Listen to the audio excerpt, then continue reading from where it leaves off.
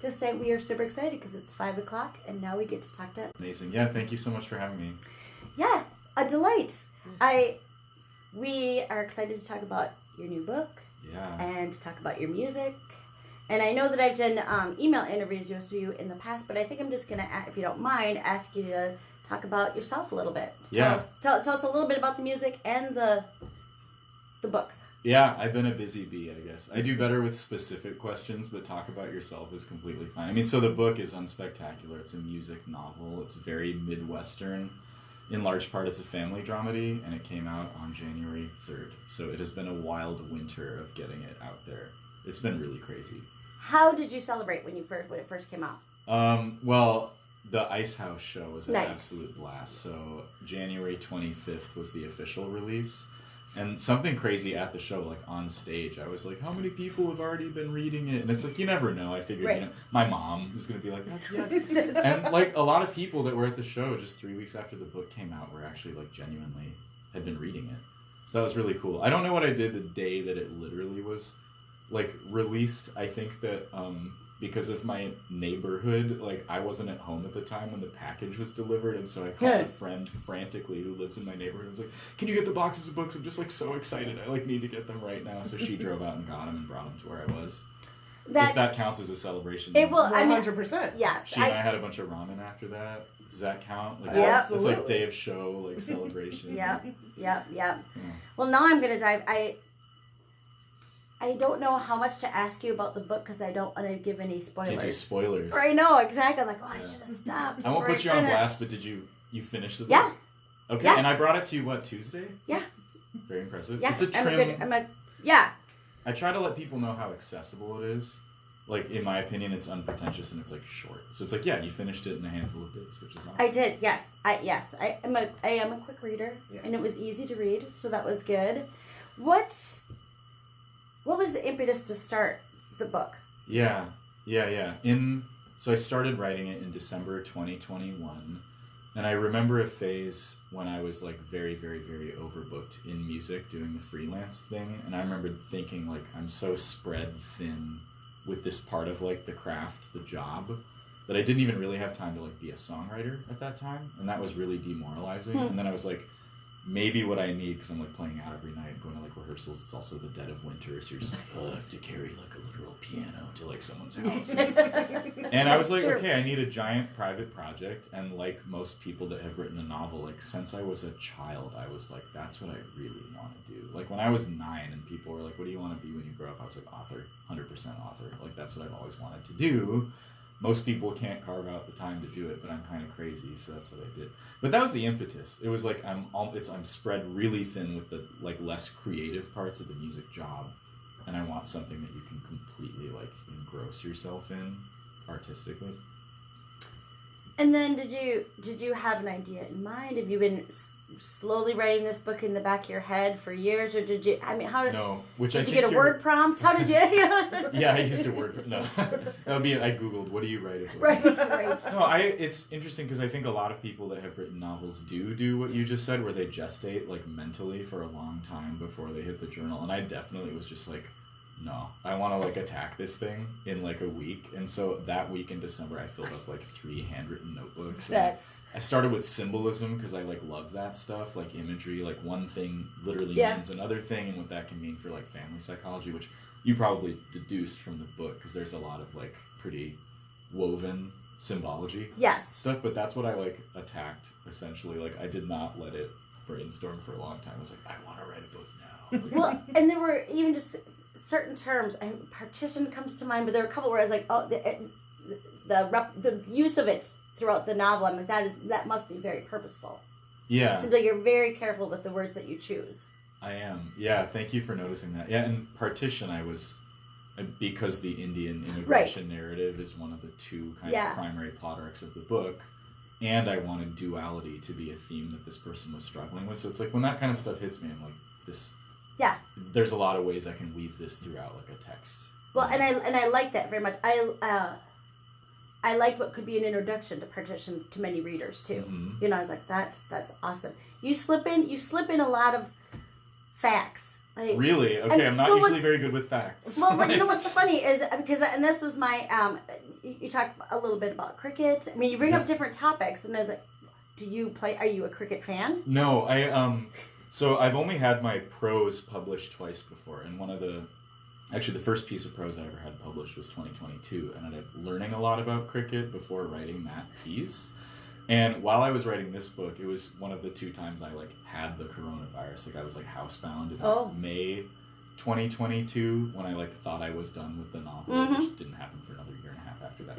But I literally had a friend go to the library and get me every text on the history of cricket he could get, and part of it was the romance of I'm writing my first novel and you're supposed to research it, and it was kind of like Bananas getting kind of esoteric, specific, athletic, international historical information, and I'm always very playful about British colonialism, but with cricket it's you can't not be kind of funny about how absurd the Raj in India was, and so I didn't use most of what I learned, and I've forgotten all of it now, but it was fun interpolating research. It's no, I never played cricket before. No, well, it's funny because there were, and I'm trying to think of some other things like that I just, and cricket is and my kid's cousin spent a day trying to explain cricket to me.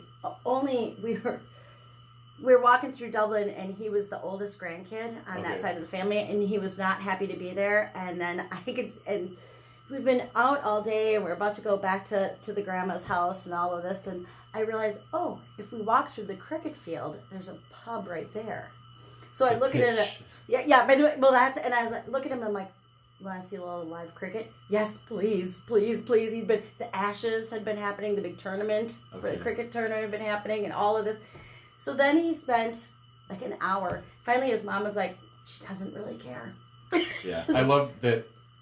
Cricket being explained is its own funny thing where most people don't I couldn't explain it to you now. Do you know what I mean? I retained it just enough to recapitulate parts of it for one guy's backstory, but I couldn't explain it to you now. No. People say it's like baseball. I'm like, well, I don't know much about cricket, but that ain't like baseball. Well, I even put that in the book. Yes, exactly. That, American, I would also say that, and it's less so, That's, yeah. But yeah, I had a lot of fun learning about stuff like that. Yeah, there were just a few things that I thought, and I wonder if this is coming from your own experience or you've researched Never it. Played cricket, but I've met my grandfather was apparently a very, very, very competitive cricket player when he was younger, in India. Nice. He would win tournaments and stuff. And do you still have the medals? And he's like, no. It can't be verified, but it's probably true. He was a boss at cricket when he was in college, in India. So there's a bit of a through line. He's explained the game to me before. And I don't know that any remember. What's that? And you still don't remember. No, I can't remember sports rules. Do you? No, yeah. No. I just like the romance of it's this historical Commonwealth thing, but that India and as well as Pakistan are good at it too. Yeah. It's that's sick. It was reclaimed sort of I think that's sick. Yes. Because I lived in Ireland for years, it was take that, Britain. Yeah, you get it. Well, yeah, exactly. Most countries in the world have we kind of love British stuff, but at the same time, we're a little, I wish you hadn't done all this. Right, I wish you'd been nicer when we were younger, Yeah, that would, oh my gosh, that's so true. That's a very good way of putting it. Yes. So also the other undercurrent here is, so you wrote the book you started the original draft in a few weeks. Now there are people who I'm sure are cursing you as they listen to this. But then you went back to it when you had COVID to go back to it. So tell us for someone who hasn't published a book. Yeah. What is kind of the process from that original draft to?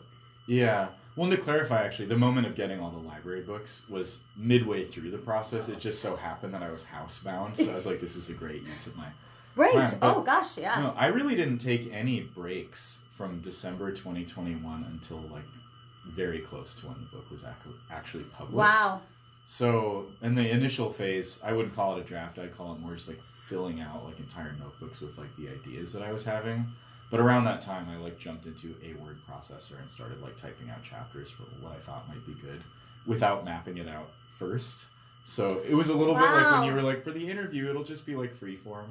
And I think that's kind of what I did. I was like, by way of writing it, it'll just like come together. And it took like 1 billion drafts for that to like not happen. It turns out it actually helps to be very methodical with like a whole entire book. But it does. You can imagine. A map is helpful? Is that what you're saying? a map would be great. Yes, it's a little like a scavenger hunt is what I would say. Yes. Yeah, process. I mean, what would you want to know specifically? Because I could talk about any aspect of it. How did you know when you were done with it? What was the moment where you were writing and you were finally like, you know what? That's it. We're done. Like, it's out there. Yeah, that was October 2022, and then again in December 2022, and then again in January 2022. Like, it literally was. But like what that. changed? Like, if you went to bed that night thinking, okay, that was great, we're done, my first novel, it's not, did you wake up the next morning and be like, no, never mind. I did full passes through the entire thing. I don't know how many times, like from end to end. And the last one, I believe, was in July 2024. Wow. Yeah, 2020. I'm losing my mind because it's like I worked on it so directly, so like constantly. But yeah, it was that July was the last time I did like a full pass, and I was like, you know what? This is all right. You know, this, like, I kind of have done the job. And I was like, I don't think there's anything I would change. And that's after making literally, like, I'm sure it was hundreds of thousands of other changes. So, yeah. And I will say, too, I had a professional developmental editor who's amazing. Like, she did not BS me on anything. And that was all summer 2023. So that helped, because you need, like, another person. Yeah. Like, the audience, who's just like, well, I don't know if I could see in the character what you think you showed me. Like, you just need an outside perspective. So she was amazing, and she did like line edits. Like, she was granular. And then I felt more confident because I was like, okay, she seems to think I'm on the right track. Like, what I have is worth doing, and I've had like a pro step. Yeah. Yeah, but that was a whole year away from being like, I'm done, everything's done. You know. And you get like, hey, makes my heart run cold of like all red throughout the paper, like an English teacher. Yeah, like, but I love that. And I've been an English teacher, and I've gotten those all red. But yeah, I suppose if I'll show you the manila folders. Like, and so this is true.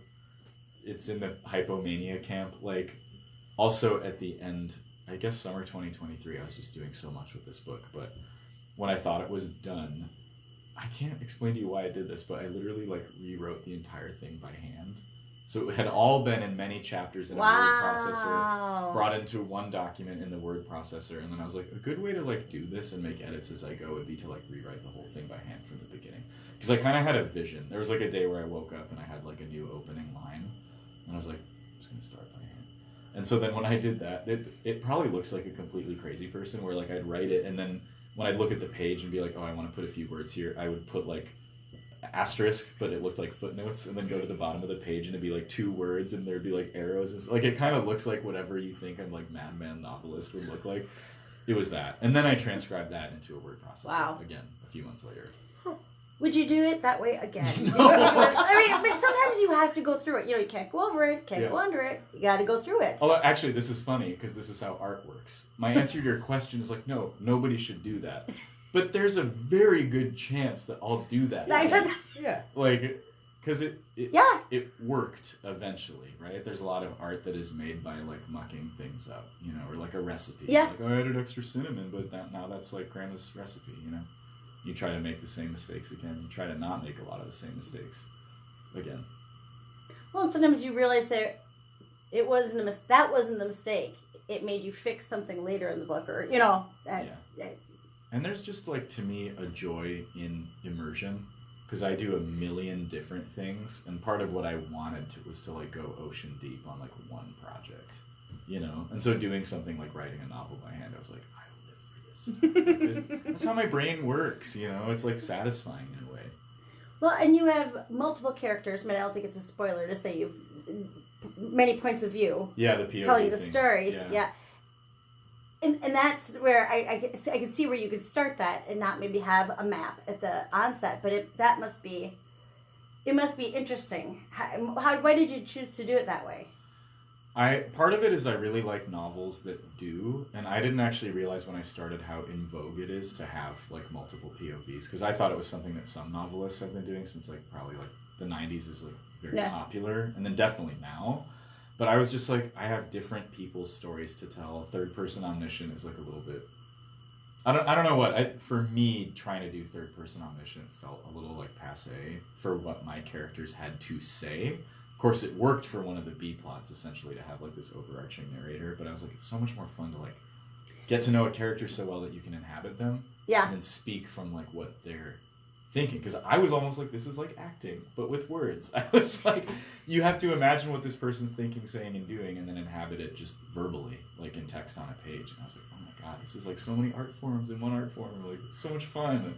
Well, and it feels to me to be like playing Scrabble against yourself sometimes. You know what I mean? Now we're having a conversation. Oh, I wish that I could do that. Right? I mean, Yeah. in the best way, though, because you can set yourself up, you know, you can set your other self up for Triple different word things. score on the Yeah, character exactly, development. exactly. I know me A just only scored 12 points, but me B is going to nail it. Yeah. You know? A and B both being letters, which really makes the whole thing more confusing. Right. That's the whole thing. Well, and I like the perspective, and it seemed that there were points where it was in the third person, or maybe No, there are. it seemed that maybe a lot of AJ's. His are entirely third Okay, person good. omniscient. Because I was like, oh, did I totally get that wrong? No, I guess Okay. what I mean is like when I started, you know, Yeah. there's a lot of like really, really, really fantastic novels, most of the ones throughout like history that are third person omniscient, right? It's like, I'm going to tell you about everyone in Wuthering Heights from like up here, right? And Yes. I was kind of just like, for my characters, it was just so much more fun and like gratifying to like learn what they were thinking. But Ajay's is entirely third person omniscient. And some people have asked why, and I just felt like some of his like psychological makeup Yeah. is kind of clinical. Like he's wrestling with like, am I a cold person? Am I a good person? And I felt like having a narrative distance where someone else can be like, well, these are his problems. Like it's almost like they're watching him like driving and being all like hypertension like in the Right. car. And I felt like having someone else explain that. Watching him have all the Red Bull or whatever the Yeah, like the non-branded named Right, energy drink right, thing. yeah. But I felt like having this overarching voice explain that person's struggles like fit to me. And the more I worked with it, the more I was like, yeah, that like makes It sense. to me. absolutely did, because he really was not as emotive as the other ones, Right. the other characters. Very You know, much it by was design. yeah, Yeah. that worked very well. But like he has emotions. You're just seeing them from this like kind of bird's eye clinical perspective. Yeah. You know, less like inside of his heart and his mind. I am trying to work out in my own how difficult it would be to write from 5 different, or if that would, yeah, I mean, it's the way you, and I assume you will, write another book, would you do Yes. it from the same perspective? Would you use the point of view again? I would definitely do Yeah. multiple POVs. And I part of that too is where you kind of dovetail like character development and plot development. Because like all the TV shows people like, for example, like all of them have like different characters' problems, right? Like every Yep. comedy, every drama, like they all are like, okay, well, let's see what this person's like up to now. And I feel like that really scratches an itch for most like viewers and readers. So like as an audience member, I want to hear what different people are up to. And then as like someone that just loves fiction reading and fiction writing, it's like I'd rather have the voiciness be a big part of it. So I definitely will. I cannot imagine doing it from just one person's perspective. No. Yeah. Well, and I think people write, even in the newspaper, way more now in first person than ever before. I mean, I think people are just used to a narrative with all the blogs and with my own as well. You know, I used a million years ago when I went to school. You know, Yeah. we were really the third person was how you were supposed to write everything. You know, and then when I started writing a blog for work, they're like, first person it. It will be more enjoyable for people to. When a blog is like meant to have a confessional aspect to it. Not in like a secret confessional way, but No. like this is my personal like spotlight Well, thing. Well, and here's and I'm talking about the blog that I write on rural broadband, so it's not that. I mean, it's a different ilk, but they're like, yeah, do you use the first person? I just think that people in the community are more accustomed to and react better to a first person account. Yeah, there's like a humanity in it. Yeah. Something that was so May's, and because you managed to read it in like a handful of days, like, but her entire story is like in the first person. Obviously, it's like Yes. how the book opens, and I dated every chapter mostly because the professional developmental edit was like it would really help you to sculpt out a timeline, and so I liked being like after this many days. And a few readers have already been like, oh, cool, yeah, like it was cool that you used like journal entries. for Oh her, yeah. which was not my intention. but it's cool to me that they work that way because she's privately telling her reader what her private thoughts are. I was like, yeah, I guess it is a little like a diary. Like, I'm not mad that someone walked away with that interpretation just from how it was formatted. It's like Tuesday, January 22nd. You know, I'm mad at my mom. Like, right. I didn't mean it to be a diary, but I was like, yeah, what's the difference? It's like Right. a first person, like very confessional story. What have other have folks come to you with things that either you go, oh, I'm delighted that you thought that, or you thought, come with a reaction or come with some sort of interpretation of your work and go, nope, wasn't that? That's what I wanted to Yeah. ask. But that's too sweet. Yeah. He's not going to say anything.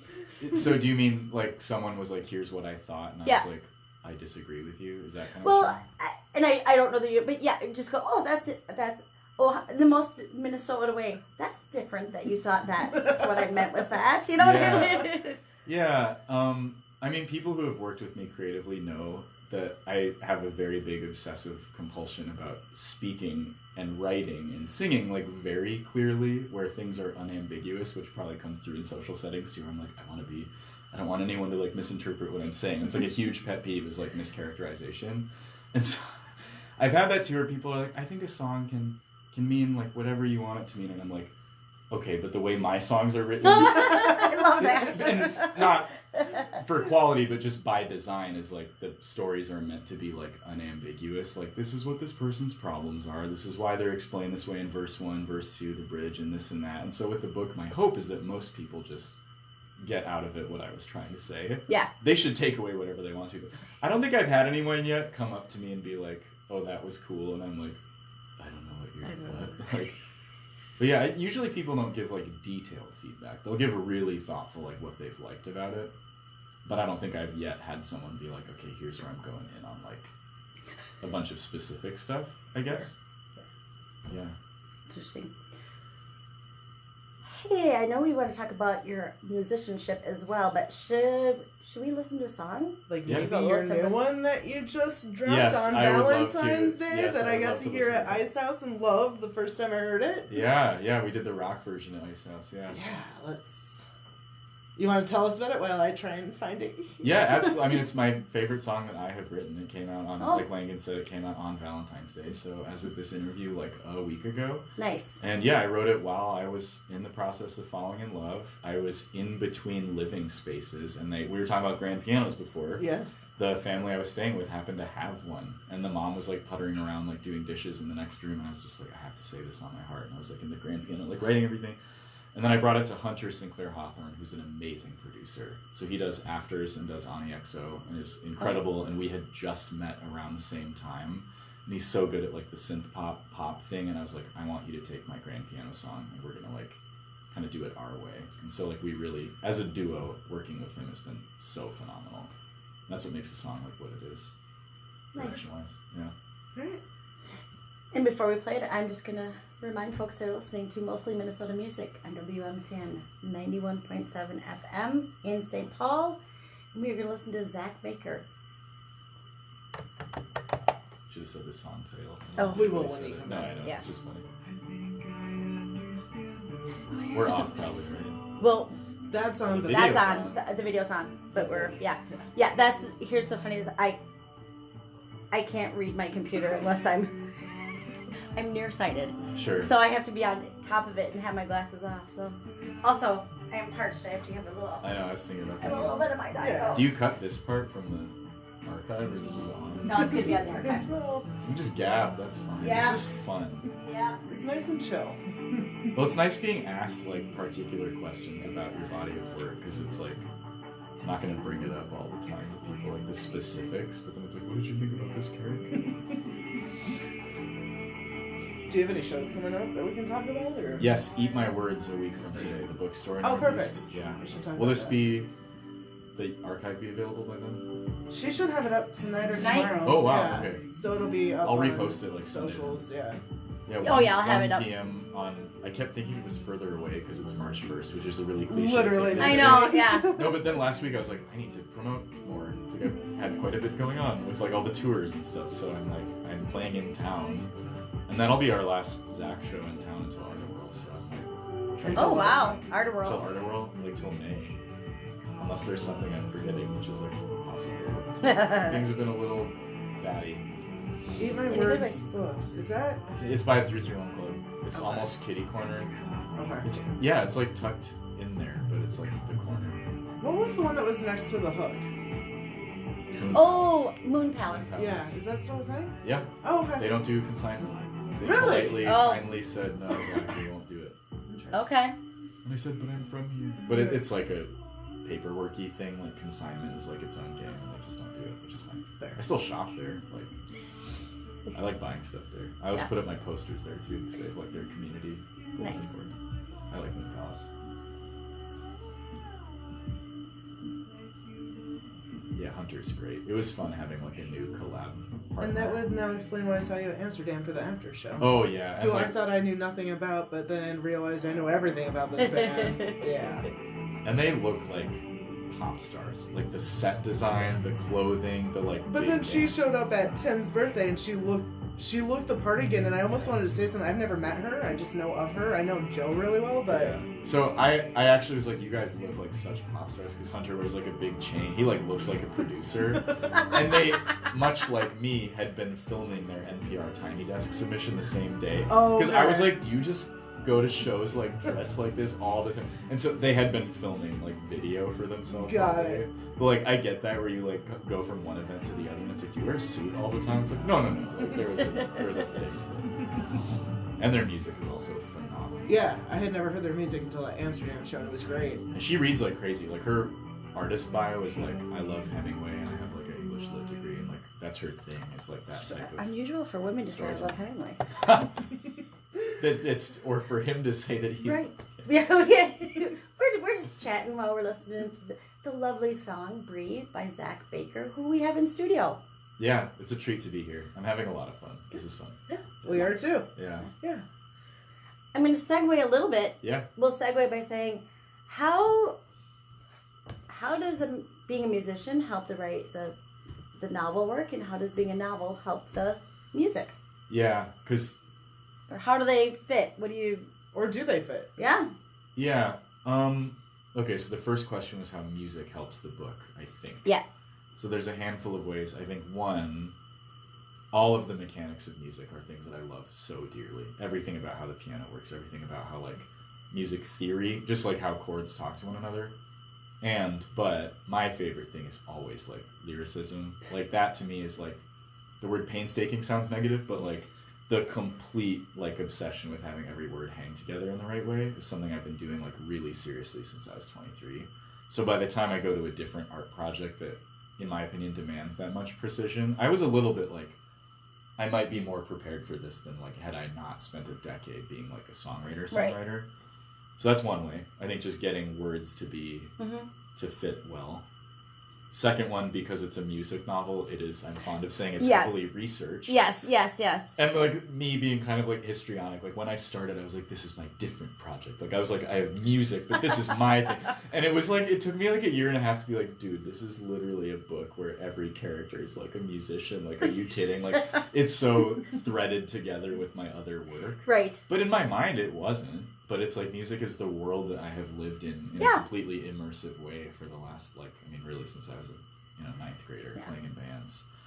And I had one more answer to that question. I don't know if this is like cliche or not, but like literal rhythm though, like how I do syntax is very like, I want this to land in a way where like the right clause goes in the right order, so every sentence is like satisfying. Okay. Because I like reading like Yeah. that. Sometimes you read stuff that's not necessarily done in that way, which is also fine. We were just talking about Hemingway. Actually. Yeah. Right. They're all like independent clause, like, and then I got hammered, and then Yeah. I did this with a Yeah. gun. And I also adore a lot of aspects of his work. But in any case, like the actual cadence stuff probably comes from music brain. I've always thought of I it see as that, literary yeah. brain, but I'm sure there's some overlap. So those are 3 answers to your question. There we go. Yeah. There we go. And yeah. And then the kind of the flip side of it. Yeah. You know how You does- literally flip has- the book over. I You're not on literally the flip camera. the book. It's Yes, the flip yes, side. yes, That was yes. awesome. Has, after writing the novel, do you approach songwriting any differently? Do you feel like you picked up some new muscles or? I'm sure that I have. I mean, some of it, and I know probably to the outside world, it looks like I can do a billion things at once. And like, I sort of can. You know, I sleep more than Lincoln, but it's like pretty dang close. But I mean, some of it is like I wasn't really writing a whole lot of songs during the time that I was writing the book. As it happens, I've also been writing a musical since 2022, which is like even harder songwriting than songwriting. Stop everything. So conversation is cut. We are talking about the music. Yep. I'm just kidding. We can move. No, I do want to hear. You know.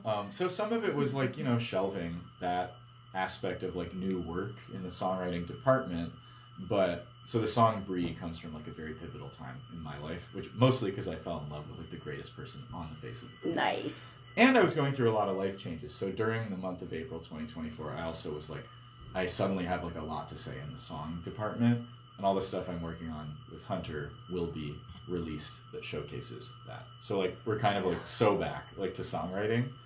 I'm trying to think if like writing a novel has informed the writing of songs, and nothing is actually leaping to mind for that. My songs have been narrative for so long. Like, right. I have songs that are like multiple POV, right? Yeah. Or that are, Absolutely. Like, yeah. third person omniscient. So maybe I was just like ready, I don't know. Yeah. But to get back to Langen's question, Let's talk about the musical. Yeah, musical. Well, it's gonna be a long time because those take like forever to develop. Yeah, that's fine. Yeah. First off, what made you want to do that? Was that just the next natural progression of Zach Baker? Or There was something to do. I just didn't have to. No, it was so my song "Someone to Believe In," which I'm also very, very, very proud of. We did a music video release party also at Ice House in November 2022, and once in a while, up until that point, still now, people will come up to me and be like, "Okay, with all of your like lyric sensibilities, music sensibilities, like, have you ever thought about writing a musical?" And it was two people I actually went to college with, and they were like, "Okay, have you ever thought about writing a musical?" And on a whim, I was like, "Okay, you're both actors and directors. Like, why don't the three of us just write one together?" And they were like, "Yes."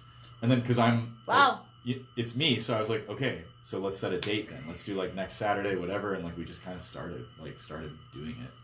So it has now been 2 years and some change. We're like almost done. But we had breakfast today and like made a new schedule to like get at it and like really do the thing.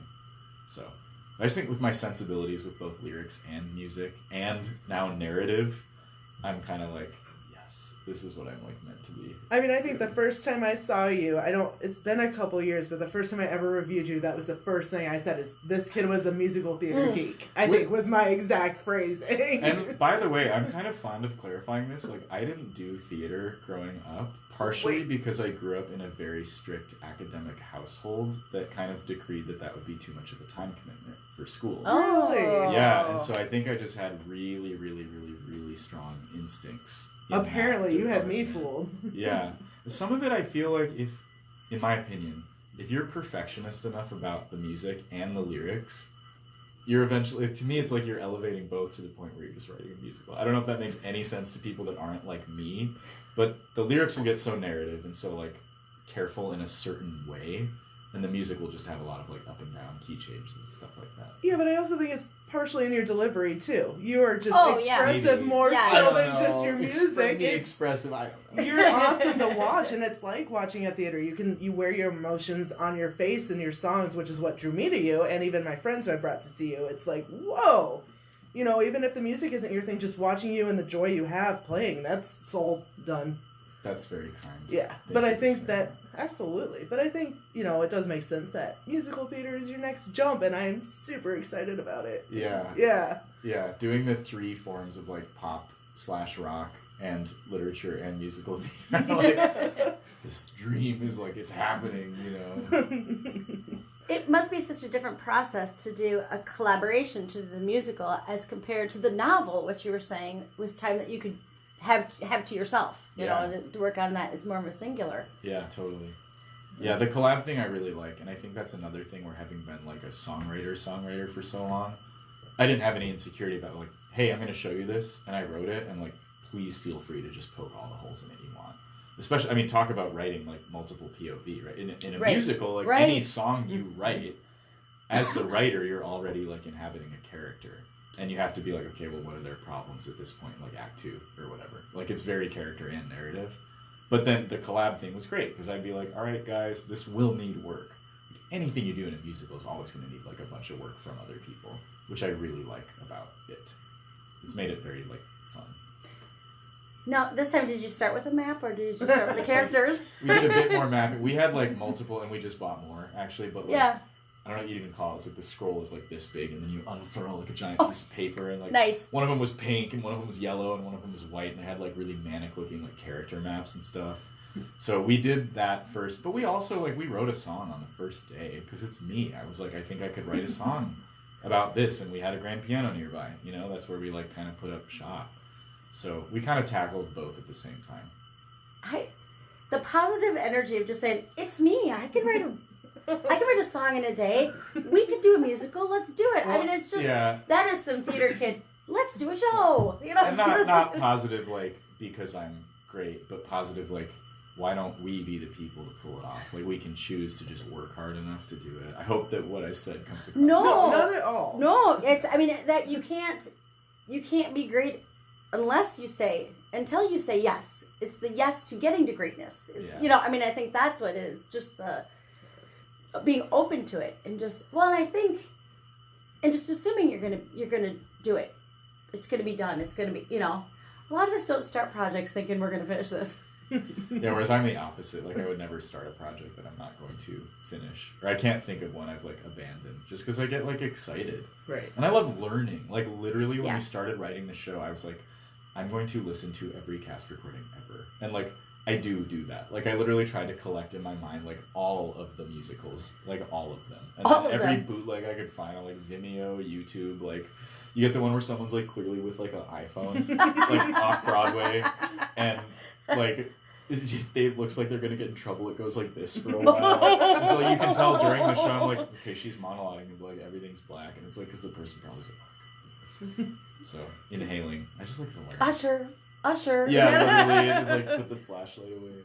What's been your favorite musical thus far? Favorite? Any surprises since you're going down the rabbit hole and kind of doing some digs? Anything? Yes, I have I always say this, it's God Bless You, Mr. Rosewater, which is not a musical anybody cares about, but they should, okay? Are either of you familiar? No. Absolutely Yeah, not. so it was Ashman and Menken who, like, did all the best Disney stuff for the entire 90s. It's like they're both genius, like, and they did Little Shop of Horrors. So these are, like, those people.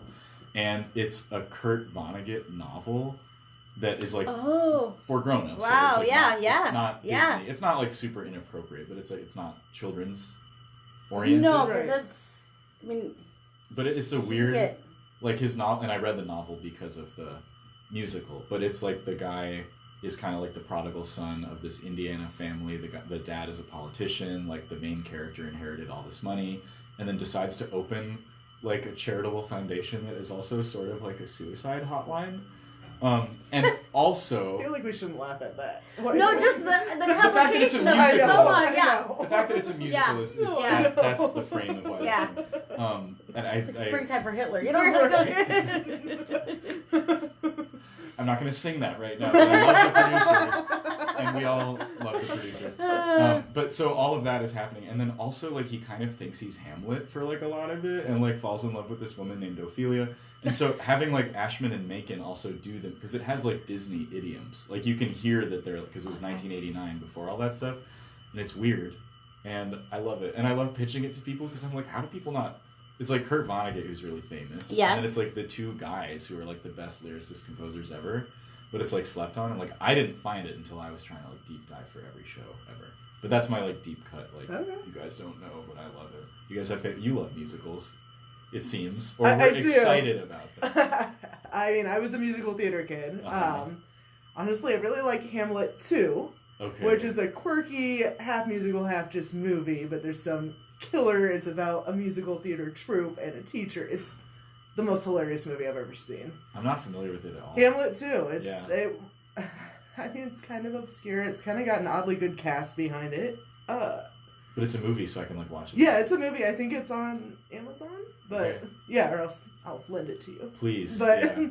yeah, I don't. Mine will always be The Music Man. Yes. The Music Man will always be that or State Fair. Oh my god. Okay. Yes. I I'm love State sorry. Fair so I'm much. a classics gal. What I love the pitch of State Fair is awesome because whenever I explain it, I'm like, a bunch of teenagers go to the State Fair, and it's so undemanding of the audience, but it's the music and lyrics are so great. It is, and I mean, I'm from Iowa, and the Iowa State Fair, as we all know, is the best state fair.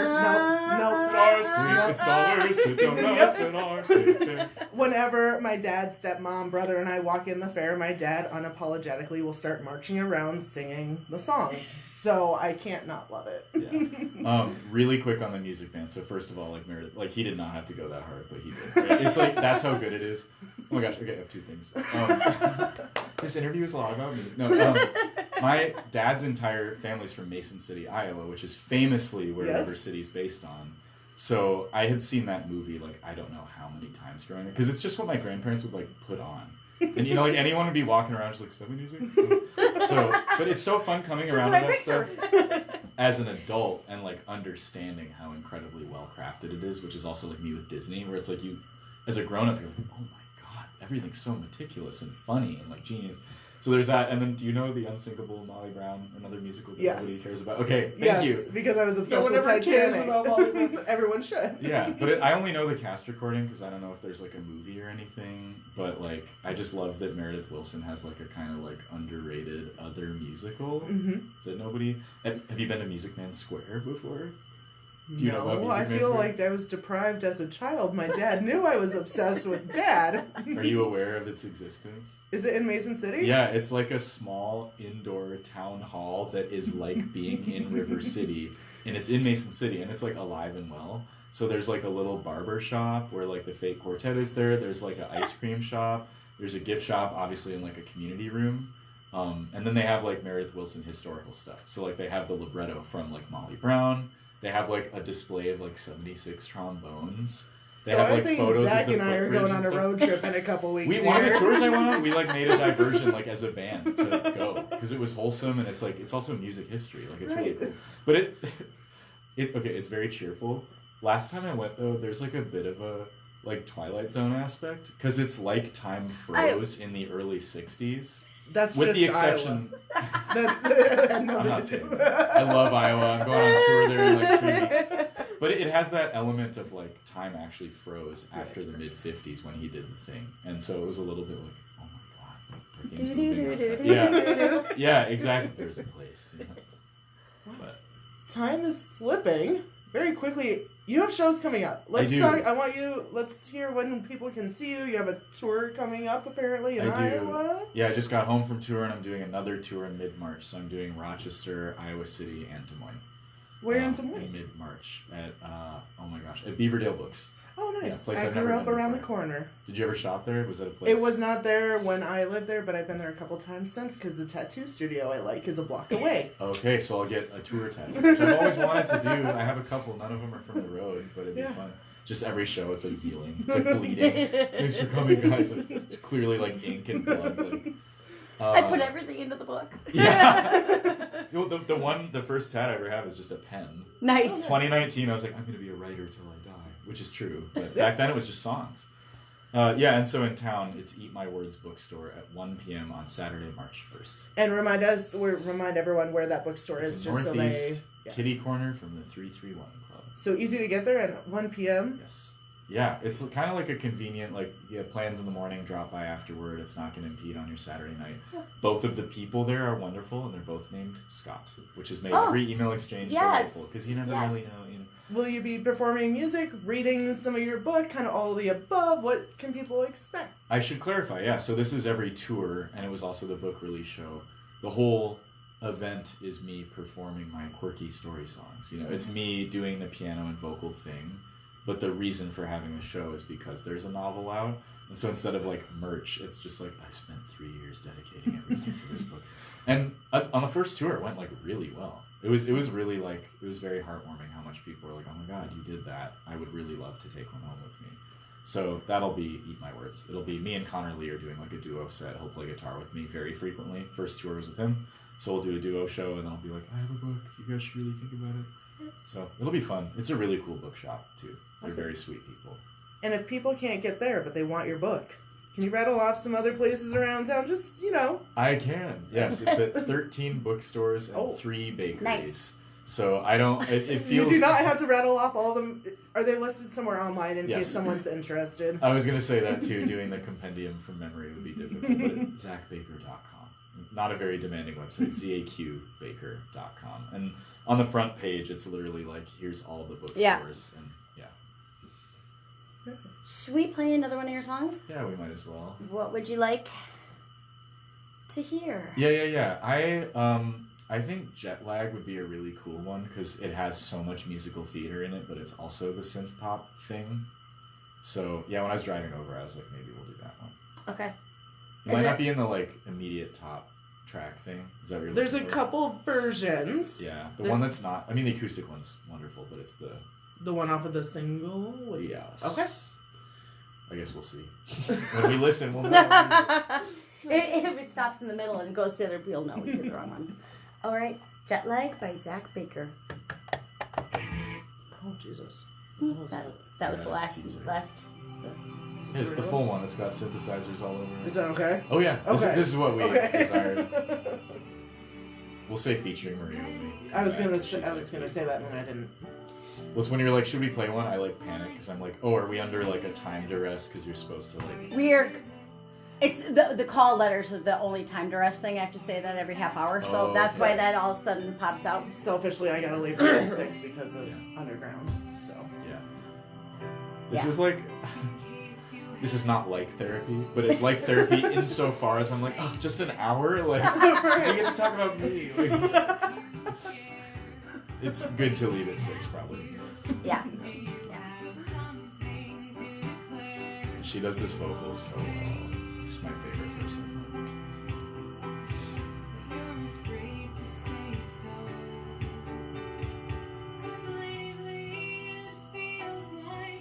I don't normally mention the musical that much just because of how they're developed, it's not going to be out for a long time. I'm sorry, I pushed that. No. Oh no! serious? I was gonna debut it. No, Yeah. like, the trio of us had like breakfast today to like talk about it. Like it's not a secret, Right. but it's like I gotta make sure people know about the book. I gotta make sure people know about the music. You have a lot It's going like- on. Yeah.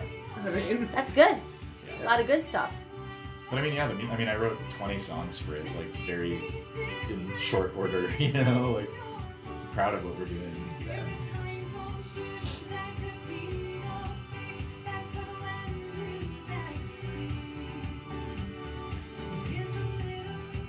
Who else is playing? tonight, Yeah. Mary Jam, Typewire, Yes. and then Sincere. That makes me want to go even more. I have the like unhinged Mary Jam shirt that you probably know this, but it's like a mouse inside a beer bottle, and it says 40s for Algernon. It's just like a play on that, like children, like That's funny. like a preteen book. I don't think Flowers for Algernon. Yeah. I'm sorry. Just a logistics thing. Okay, if you want to be done at 5, we'll play one more of your 6. We'll play one more of your songs, but let's that'll be the last 4 minutes because then we can pack up everything except the computer. Okay. Does that work? I mean, sorry. I'm not Just in No, that don't big be of a sorry. rush. It's more just I was noticing time. No, it's We your could program. I don't think you easily should be stay sorry here at all. until 7, I think, and I'll have a good time. But yeah. Oh yeah, we could.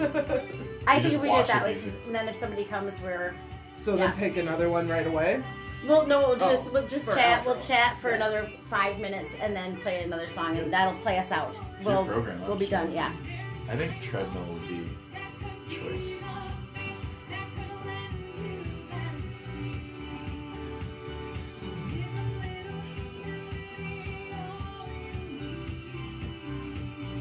Treadmill. Yeah. And it wouldn't say acoustic because that one has the same thing. I'm so lucky to work with so many great people too. I always say that in interviews. It's like this giant group of musicians I play with that are like such sweet people. They're like really good at the job. It's just like every song I've ever worked on, it takes so many people to make it happen. Yeah. Very grateful. Think about my gratitude every day. Yeah. It's good to have a team. Yeah. Jack Vonderchuk produced this with me, backseat driver. He's like amazing. So working with him was really great too. Nice. That's, He's got the Broadway in it, you know. mm-hmm.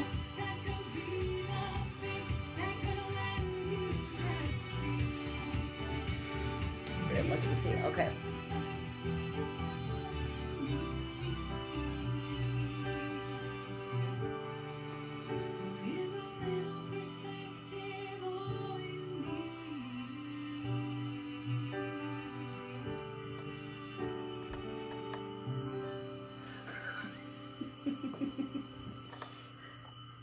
There's a picture Chris took of you.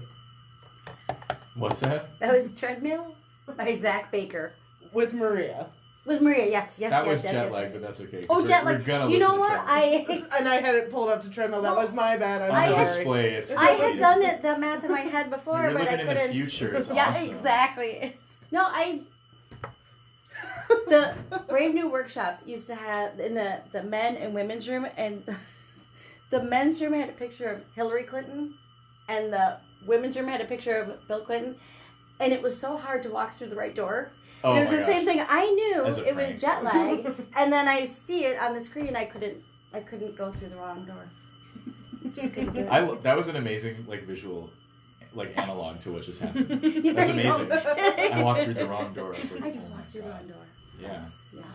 That's- yeah. I found this rose on the counter of the radio station, and I thought Beauty and the Beast or Hades Town. Those were my two. We went to musical theater territory, and now I can't get out of it. It's literally giving Hades Town.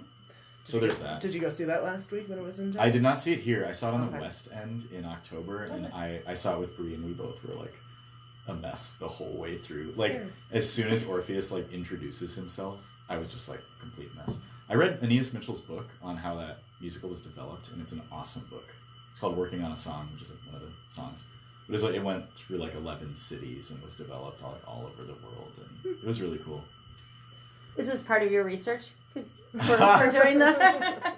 It's just because I was oh, cool, there's a book by the songwriter behind Hades Town, so I just have to read it. So that's research. Yeah. I just like to Absolutely. learn. Absolutely. Yeah. Helps me stay young, just learning. Keeping this mind very far open if I can help it. That's good. I'm tempted to ask, so what do you do for fun? I mean, you seem like you have so much time dedicated to all of this, which must be fun. But Yeah. how do you let your brain relax? That's actually something I'm trying to work on. I've gone through phases where that has been really difficult. I am incredibly grateful for everything in my life, and I am trying to work on ways to just do things that are for me, not that just have my name on them, but that are it's okay. I haven't watched TV since August. I watched an episode of Curb, and I was wow, I love this, and it's but I don't have time. So I'm working on that, and thank you for asking. It's a thoughtful question, and for for understanding that the rock and roll life is not really fun in games most of the time. I mean, it's really Right. fun, Yeah. but it's always work. There's always the pressure part. So Well, the nice thing about going to shows is you're there for 2 hours. I'm not setting up. yeah, okay, that's I'm a not great. And seeing my putting friends things back play in the Big van, Time yeah. was relaxing. It was social hour, and then you just see all your friends play on festival stages. So that's fun. But then Yeah. it's I'm still completely engrossed in the world I'm already living in. I'm not doing on a beach vacation, and I put all the stuff aside. Yeah. I still stay in my world that I just adore so much, and there's nothing wrong with that. I think. Yeah. I don't think I could do a beach vacation. I mean, I had the opportunity to be in Miami right now, and I think my excuse to not go with my partner to Miami was, but I have shows. What? I can't miss my shows. There's Underground Music Cafe, Yeah. and Girl at the Rock Show. I can't miss my shows. What am I supposed to do in Miami? See some bands in Miami and report back. I mean, but that's See some not DJs. sincere engineer at Underground Music Cafe tonight. No, it's not. Well, you could see a very sincere sound engineer in Miami, and it could be a different story. Yes, You could yes. see Music Underground at a I cafe. can so, probably. yeah, the pieces are Something all like there. that. Yeah. Something like that. All right, we're kind of winding up. I mean, Winding down? winding up. Winding up. Oh. Winding up, winding down. Whatever, Okay. yeah. Anyway. Both are. We're just winding. We're just We're winding. We're really just winding all over the place, yeah. Exactly, That's the way it should exactly, be. exactly. Yeah. Yeah. Remind us again of where folks can see you kind of closer to town in the next couple weeks or... Yeah, Saturday, March 1st is the next Zach Baker show. It's a duo show at Eat My Words bookstore in Northeast. 1 p.m. At 1 p.m. Yes, thank you. It's a matinee. I already had the idea in my head. I'm the omniscient narrator. Someone needs to tell me to tell you what you need to know. That's why we have editors. And if you can't make that, ZachBaker.com. Yes, that'll always have all my upcoming shows. And also, the 10 bands I'm in. All of my shows with those bands are on the website, too. Jeez. So, yeah, that's how I keep Maintaining that calendar alone is a part-time job. That's a full-time job. Yeah, yeah. But, yeah. But, and the book, Unspectacular, was fabulous. Thank you. Like That I really said, means a I lot to me. could not put it down. I read it all and kind of read it in 2 fell swoops. I really appreciate it. That's Yeah, very kind. no, it was delightful. So Thank you. we're gonna we're gonna sign off, and then we're gonna listen to one last song. So I'm gonna thank folks for listening to Mostly Minnesota Music on WMCN 91.7 FM in St. Paul. Zach, thank you. Thanks for joining us. It has been a delight. Yeah, it was the most fun part of my day. I was like, I'm doing an interview. I love talking to people. Like, yeah, and you guys have been so wonderful as hosts. I really appreciate the conversation. It's been really fun. Right? And Langan, thank you. Yeah. Remind folks where they can find you online. Yeah, girlattherockshows.com and Girl at the Rock Shows on all socials. Iconic, honestly. Yeah. Yeah. Perfect. Awesome. Now we will play Treadmill by Zach Baker. Featuring Corzine. Perfect. There we go.